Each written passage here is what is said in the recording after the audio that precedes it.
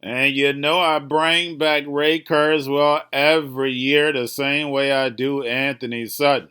But Ray Kurzweil told us a plan a long time ago. It's not a prediction if you're actually working on the technology. And we know he's been working at Google forever. And these videos are over 12 years old. He was speaking about tokenization, plus digital currency and Bitcoin, plus being able to connect the brain to other devices, which we're seeing now. Yes, guys, you can't make this stuff up. Remember, the sheep stay distracted on things that don't matter while the NWO builds. And remember, the Cryptoteacher told you. Let's get into the video. So, what in this virtual world, what will value be? Like, because you're talking about that the price of everything drops, and you can sort of, whenever the whole world is digitized, you could just... Well, it's for proprietary forms of information. I mean, look at music, movies, and books as a forerunner. How will I pay for it? What will be the currency? What's the method? I think currencies are evolving. I mean, there's a particular algorithm behind Bitcoin, and whether that really holds up or not is unclear. But I think we will have decentralized forms of currency. Bitcoin is an attempt to create a decentralized currency that's not controlled by countries. And artificial intelligence will note that you bought a product and will adjust accounts accordingly. There's going to be a lot of open source information. Three-dimensional printing will print out the things we need. And so take clothing. There's going to be hundreds of thousands of really cool designs you can download for free, print out for pennies per pound on your three-dimensional printer. I can email you, here's this great new shirt, and I can email it to you, and you can print it out. We will connect wirelessly our neocortex to the cloud. This is with nanobots that enter your neocortex. Right. Some of these other ones in the blockchain or crypto space like Kraken, who are finally going to start to unpack the ability for consumers to invest in this particular space. That's probably going to unlock more value. I think blockchain and crypto could be the AI story of 26. President Trump vows to run Venezuela for now as he rewrites a new world order. Alpha Mayo, the world's first thinking, reasoning autonomous vehicle AI. Alpha Mayo is trained end to end, literally from camera in to actuation out.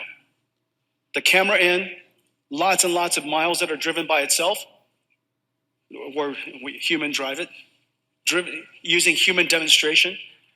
And we have lots and lots of miles that are generated by Cosmos. In addition to that, hundreds of thousands of examples are labeled very, very carefully so that we could teach the car how to drive. Cat-sized robots to full-size humanoids, and they envision this being in retail, logistics, manufacturing primarily. I did speak with Qualcomm CEO Cristiano Amon. Here's how he framed it. The robot is very clear. Nobody will dispute that it's an edge AI platform. And I think that's right into our wheelhouse. We have the right to win. And I'd say, yes, we're kind of announcing not only an expansion of our roadmap for robotics, but some new customer engagement and the opportunity to go after this massive market opportunity with a full stack solution.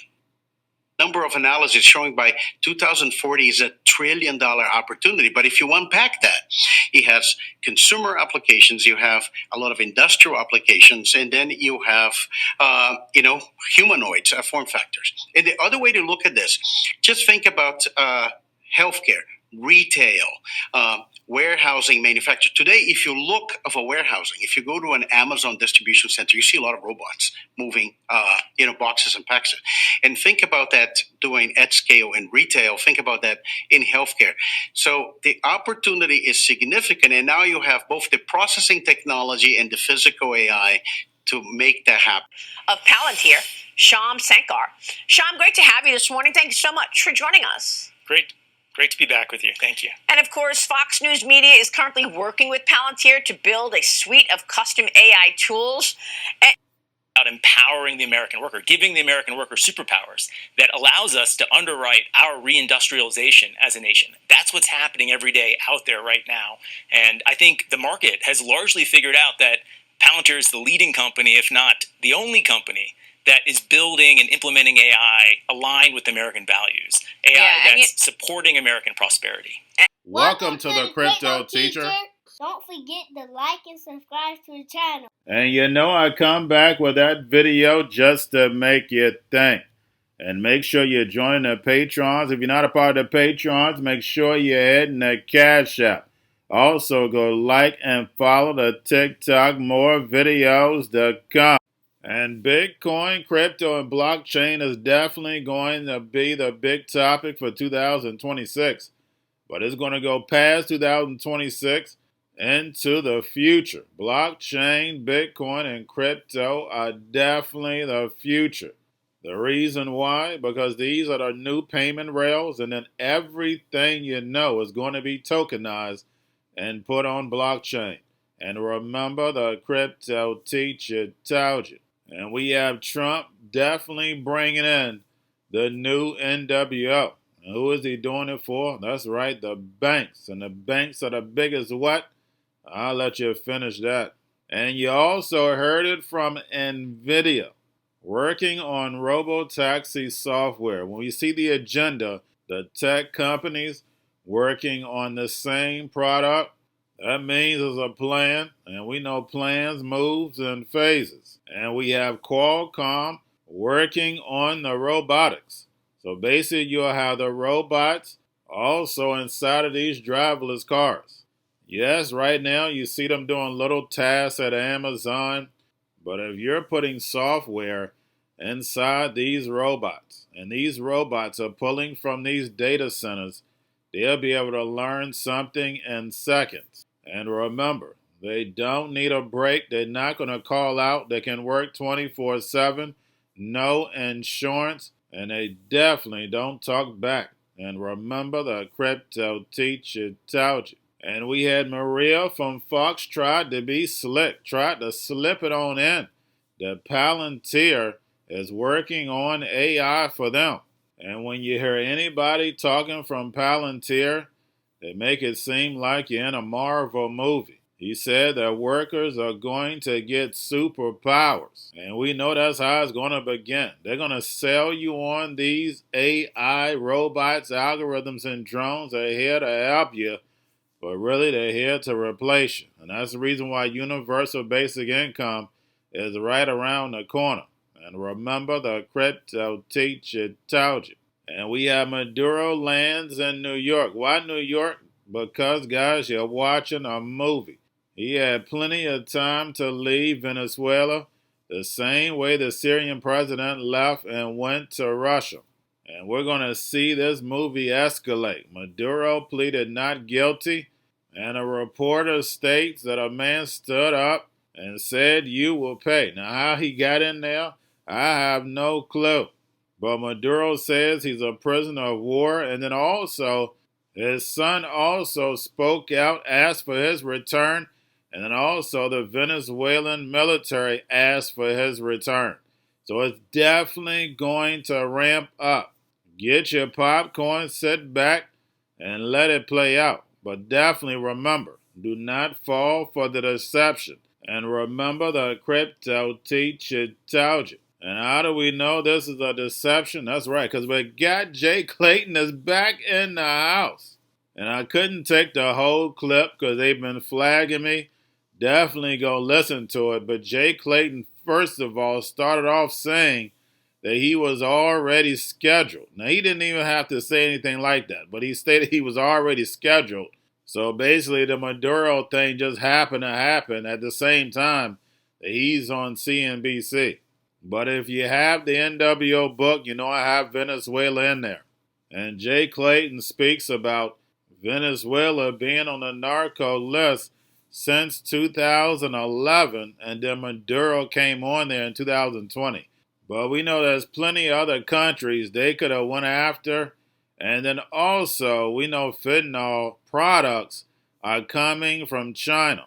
And the crazy part is that we even put a tariff on those products. Yes, guys, you can't make it up. We're getting paid for it.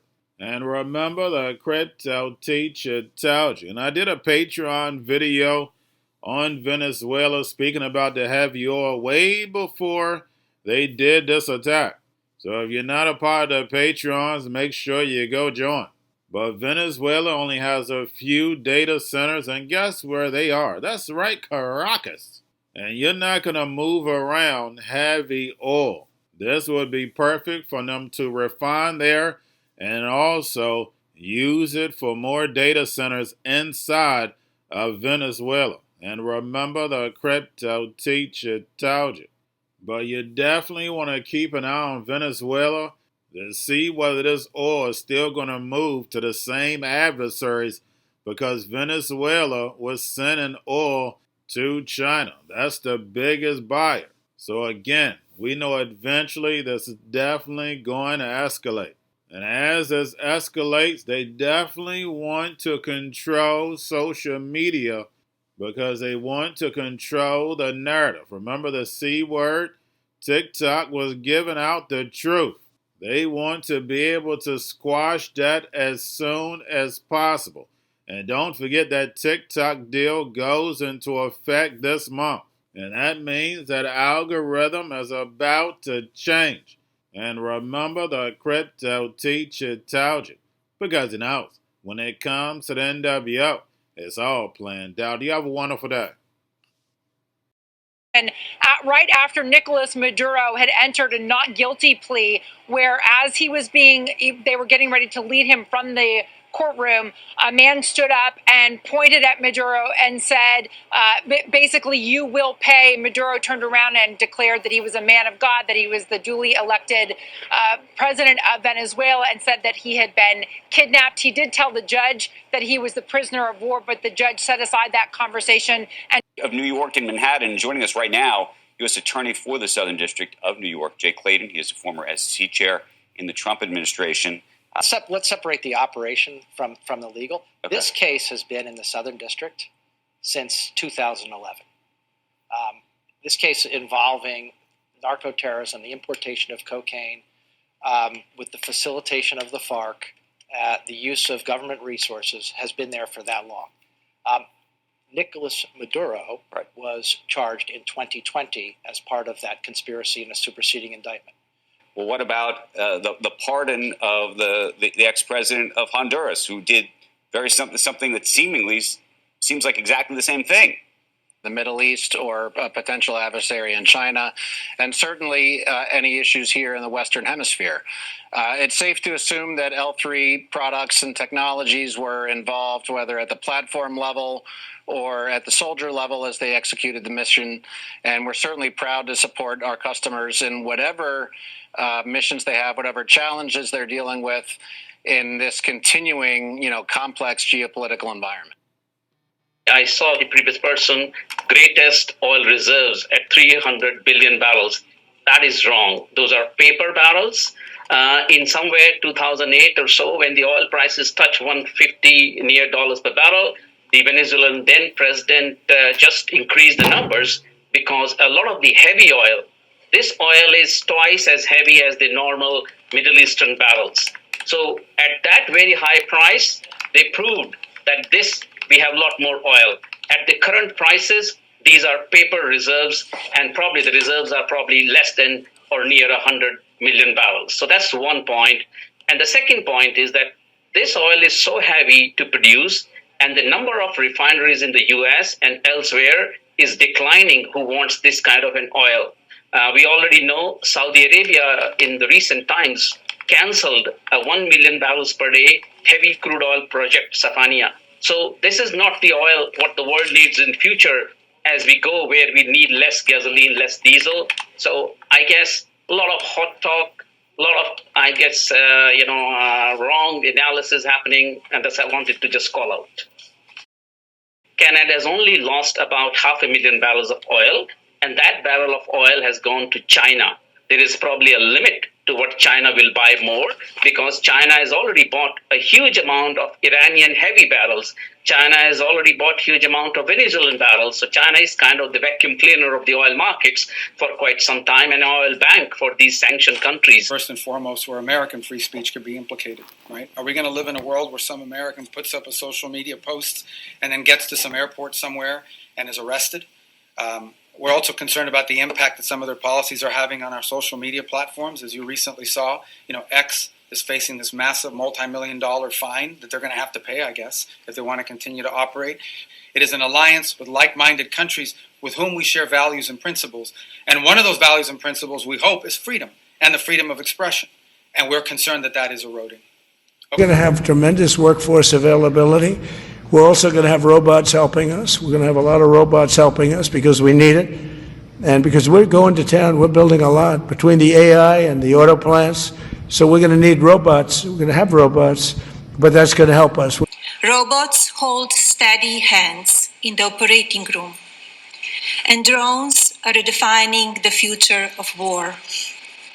Innovations of first-generation humanoids, factory automation, and autonomous vehicles have surged from private sector investment. Every one of these advancements is powered by AI. The robots are here. Our future is no longer science fiction. Maybe crypto is actually built for the machines and we didn't even know it. And AI can easily handle private keys and easily understands transaction hashes and like how all this stuff works.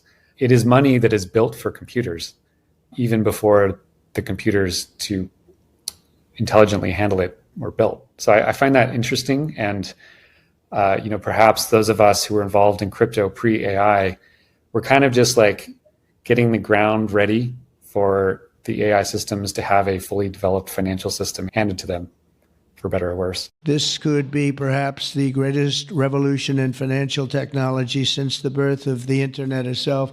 Many Americans are unaware that behind the scenes, the technical backbone of the financial system is decades out of date, many, many years out of date. You know that. Paul and others are straightening it out, but payments and money transfers are costly and take days or even weeks to clear. Under this bill, the entire ancient system will be eligible for a 21st century upgrade using the state-of-the-art crypto technology. And as President Trump has directed, we are going to keep the U.S. the dominant reserve currency in the world, and we will use stable coins to do that. I think stable coins could reinforce dollar supremacy, because with stable coins could end up being one of the largest buyers of U.S. treasuries or T-bills. Mm-hmm. So all of a sudden, if you are using a stable coin in Nigeria that's backed by the U.S. dollar, you don't actually have to have dollars. It's on your phone. You can transact. We are going big on digital assets. So Trump administration has